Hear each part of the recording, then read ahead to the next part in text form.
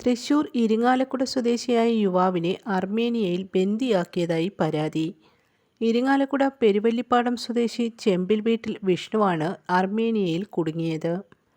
മകൻ്റെ ജീവൻ ഭീഷണിയിലാണെന്ന് കാണിച്ച് നോർക്ക ഓഫീസിലും മുഖ്യമന്ത്രിക്കും മന്ത്രി ആർ ബിന്ദുവിനും വിഷ്ണുവിൻ്റെ അമ്മ ഗീത പരാതി നൽകിയിട്ടുണ്ട്. ഇരിങ്ങാലക്കുട സ്വദേശിയായ ഷാരൂഖ് വഴിയാണ് ഫെബ്രുവരി 19 വിഷ്ണു അർമേനിയയിലെത്തിയത്. ജോലിക്കും വിസയ്ക്കുമായി 6 ലക്ഷത്തോളം രൂപ ഷാരൂഖ് വിഷ്ണുവിൻ്റെ വീട്ടുകാരിൽ നിന്ന് വാങ്ങിയിരുന്നു. യാരവൻ എന്ന സ്ഥലത്തെ ഹോസ്റ്റലിലായിരുന്നു ജോലി. ഷാരൂഖിനൊപ്പം മലയാളികളായ മുഹമ്മദ്, ഷിബു, അമീർ എന്നിവരും ചേർന്നാണ് ഹോസ്റ്റൽ നടത്തിയിരുന്നത്. പിന്നീട് ഹോസ്റ്റൽ നടത്തിപ്പ് വിഷ്ണുവിനെ ഏൽപ്പിച്ച് ഇവർ നാട്ടിലേക്ക് കടന്നു. ഹോസ്റ്റലിൽ താമസിക്കാൻ ആളില്ലാതെ വാടക വരുമാനം കുറഞ്ഞതോടെ കെട്ടിട ഉടമയെത്തി താമസക്കാരെ പുറത്താക്കുകയും വിഷ്ണുവിനെ ബന്ദിയാക്കുകയും ചെയ്തു.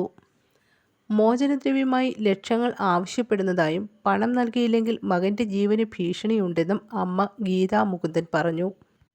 വിഷ്ണുവിൻ്റെ മോചനത്തിനായി കേന്ദ്ര സർക്കാരും അർമേനിയയിലെ ഇന്ത്യൻ എംബസിയും എത്രയും വേഗം ഇടപെടണമെന്ന് പ്രവാസിക്ഷേമ ബോർഡ് ചെയർമാൻ കെ.വി.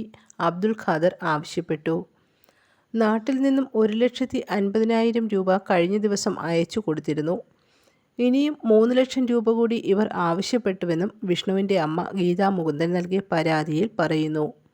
ഇതിനിടെ ഹോസ്റ്റൽ പ്രവർത്തനം നിലച്ചതിനാൽ 30 ലക്ഷം രൂപ തങ്ങൾക്ക് തരണമെന്ന് ഷാരൂഖ് അടക്കമുള്ളവർ ആവശ്യപ്പെടുന്നതായും പരാതിയിൽ പറയുന്നുണ്ട്.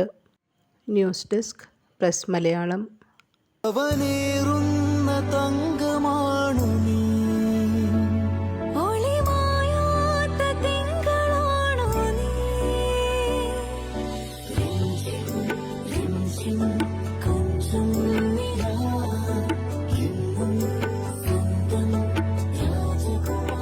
Be a Rajakumari. Rajakumari Gold and Diamonds.